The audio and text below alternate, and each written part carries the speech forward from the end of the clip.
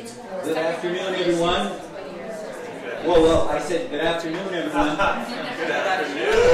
Thank you. Who's having a good day here at the Tiny House Festival? It's just about to get that much better. Because Tessa Kelly's here. She's from Pittsfield, Massachusetts, and she's going to tell us about a fantastic application of tiny homes called the Mastheads. Has anyone seen the Mastheads at MassMocha?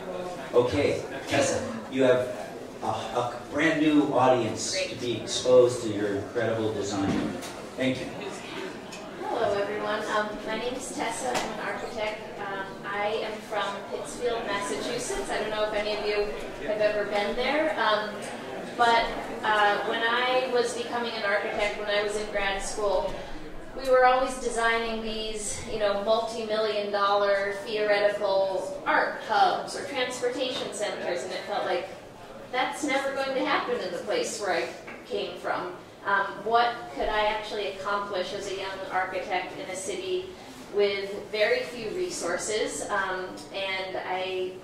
So I wound up doing my thesis project while at the Harvard GSD on Pittsfield, trying to figure out how to retell a story of a place that has kind of sunken into a very negative narrative of itself. So in the 1980s, General Electric left Pittsfield. 30% of people have been employed by the company. And ever since then, there's sort of just been a sense of, the best is behind us. We have lost our past. So the story that I was starting to try to tell was how can I look back into local history to figure out other strands of stories about this place that we can pick up again and kind of bring into the future. So this is a photo by the photographer Gregory Crutzen, who takes a lot of photographs of Pittsfield. And you'll notice all the traffic lights are stuck on yellow. He's really interested in the sense of a place that's kind of stuck. This is a photograph by just the local newspaper, but it kind of gives you a vibe of the city. These are more Crutzen photographs of Pittsfield and its downtown. One of the projects, the first project that we accomplished, so I did mention I wound up moving back to Pittsfield after finishing architecture school, getting a grant from the National Endowment for the Arts to build this project. And the story that we were looking at was the fact that there's this amazing historical network of authors who worked in and around Pittsfield starting in the mid-19th century, including all the folks you see on the screen here. But there's no physical trace of this history in the landscape of Pittsfield. So many people who live there don't know this, and when you drive through or visit Pittsfield for the first time, there's no way of knowing this. So the question was, how can we both make this history visible in the landscape, both for those who live here and those who visit, but how can we also not just design a statue of these people, but do something that actually brings this history kind of back to life?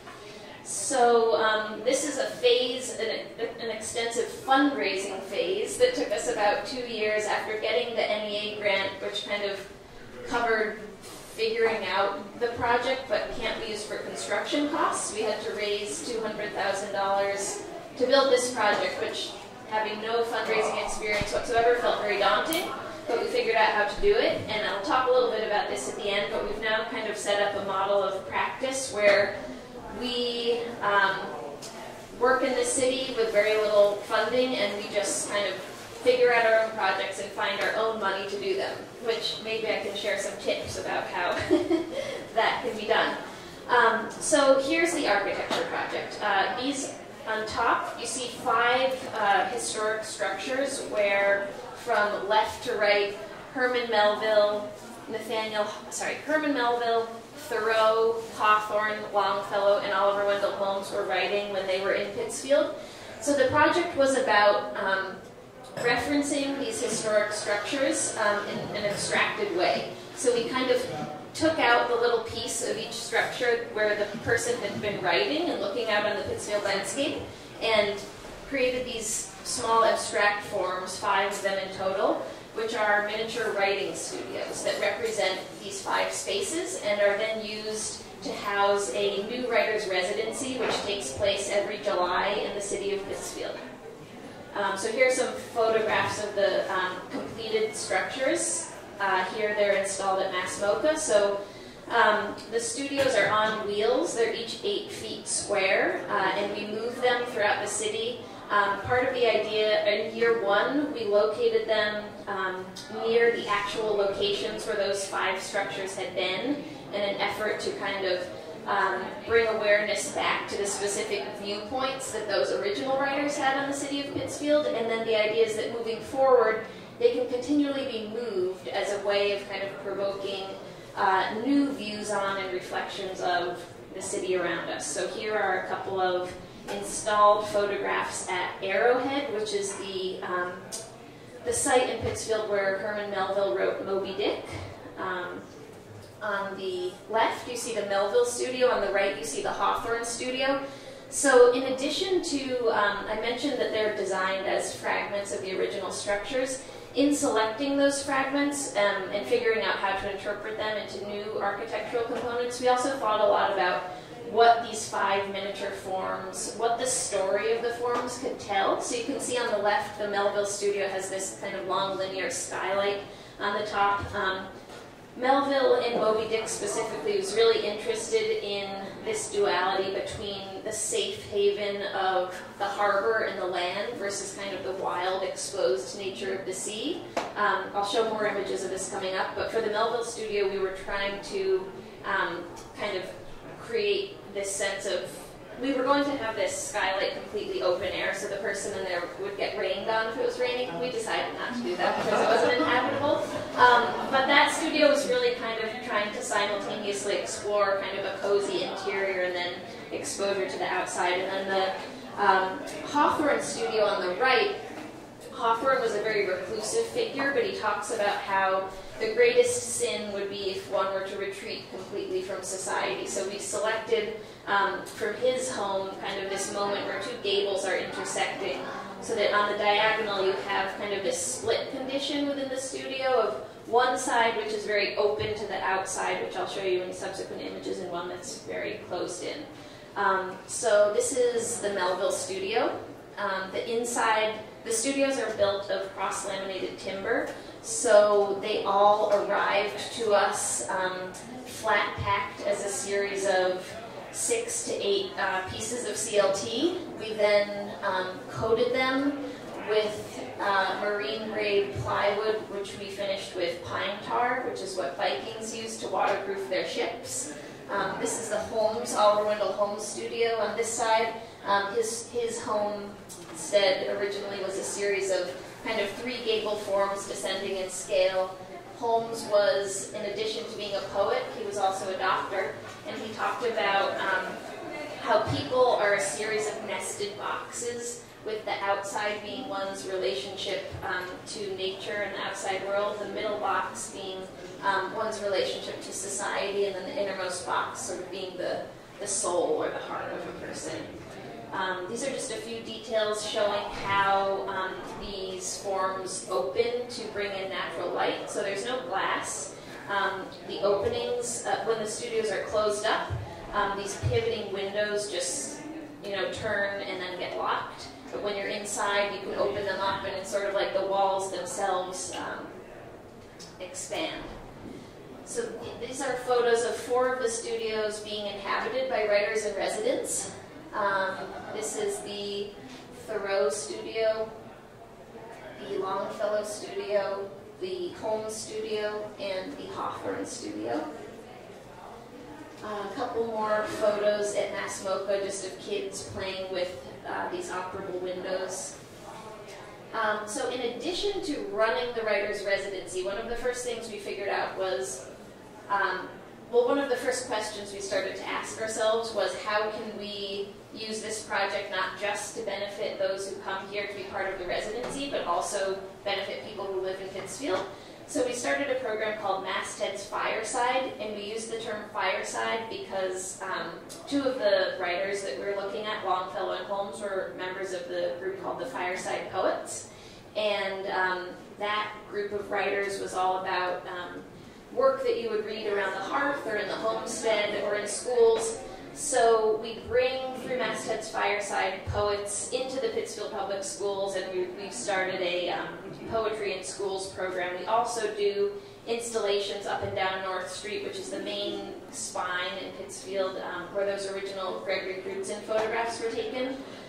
Here we commissioned an artist, a sign lettering artist, to paint excerpts from the different authors that we look at, and they're hung in downtown storefronts. And we also design mastheads folds in the Berkshire Eagle, which is the local newspaper. So throughout the month of July, when the writers are here, every Sunday, these kind of unusual folds appear in people's newspapers, and 30,000 of them go out every Sunday. So we share information about how the writers are experiencing the spaces. These are all just little comments about the person in the home studio, things they're noticing, like spider friend, exceedingly kind, potential news material, bench, aka nap spot number 2, ants, cross breezes, swallows flicker, meadowlarks, butterflies flying south. So we try to use the project both as a way to sort of create hope and fun in this city, and we also use it to share and also produce new scholarly work around Pittsfield and other disinvested cities, and how they can use culture to kind of create new opportunities, essentially, within the school system, within kind of just the public psyche of the place. Here is a photo of, we also do a lecture series in July. So this is a photo at the Pittsfield Public Library. And we also produce a Mastheads reader each summer. This is a photo of one of those. So each year we have a different theme. And we publish pieces from each of the historic authors we're looking at in an annual Mastheads reader that are written either in Pittsfield or about Pittsfield, so people who live in the city can actually start to see and read and become familiar with this work that's about their own city. So these are just some kind of more nuts and bolts information about the studios themselves. They're 8-foot square in plan. They're 13.6 tall. And this is all based on our ambition was to have them be able to move, and initially we thought that we would kind of assemble and disassemble them each year, which is why we decided to build them out of CLT. But then we realized it would be much easier to build them on wheels. So these are all based on allowable road dimensions, which probably everyone at this festival is already aware of. And this is just kind of indicating that, the various openings in the studios are all about providing different kinds of views on your surroundings. Within each studio, there are 2 planes. One is a bench/nap spot number 2, and one is a desk.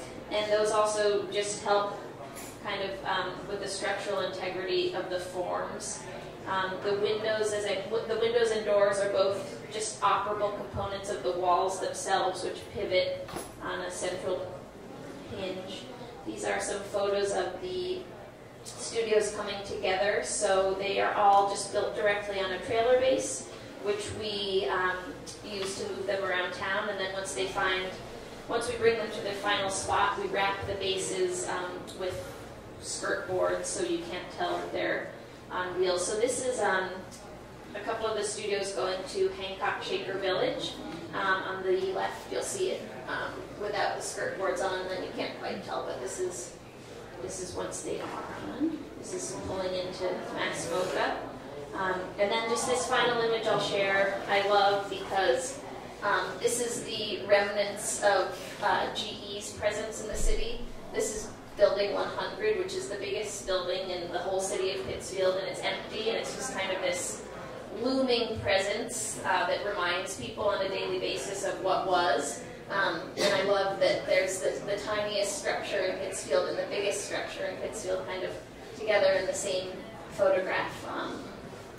And yeah, so this is these are the mastheads. We came up with the name the mastheads because in Moby Dick, Ishmael talks about going up into the masthead on the whaling ship, and how that space is a space size for just one body, and how when you're up there, you have a different perspective on the world around you, and also being isolated in that one spot gives you a new ability to kind of look inward. So these structures are really trying to mimic that kind of relationship, in that they're sized for one body, but the whole purpose of them is to give you the chance to kind of look outward at the context around you. Yes, so that's... I'd love to continue the conversation. Let's take some questions. We've got 5 minutes for some questions. Yeah? Where did you acquire your CLT material?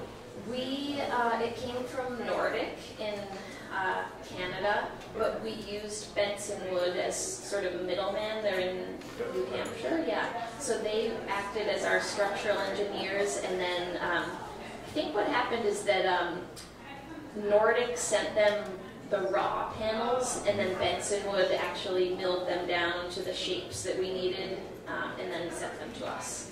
Is that a service that they offer? Yes, yeah, it is. I mean, that's one of their, I think that's sort of a relationship that they have with some of the bigger suppliers in Canada, who originally we reached out directly to Nordic, and they said this project is too small for us, but we sometimes work with Benson Wood for projects in the Northeast who kind of will do this intermediate step. So yes, they are set up to do that. Yeah. Yeah. Did you get to hear from community members as far as, like, was there any initial skepticism that you saw even within one person to transform into kind of gratitude for what you were able to do? Let me actually go back to one slide, which is the one that kind of shows these community exhibitions that we did for a couple of years before they were built. So 2 answers I have to that. One is that I think if we had been actually somehow using city funds, there might have been more pushback, but because we were just kind of bringing in this project, which wasn't detracting from anyone else's work, or I think people were, we actually didn't experience anyone who was sort of like, the city of Pittsfield shouldn't be doing this isn't a good thing.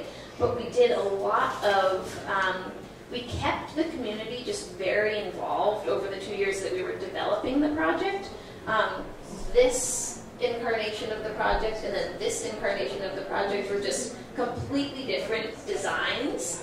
And we would have these exhibitions and just talk people through what we were thinking and ask for their feedback and ideas. And so we had three different design incarnations that people could come and see. So it didn't feel like, here's the project, you're getting it. It was kind of like, we're working through this together, we're trying to figure it out, we're trying to raise the money, we need to figure out how to work with the schools, we need to figure out how to run a residency, we want to figure out how to work with the newspaper.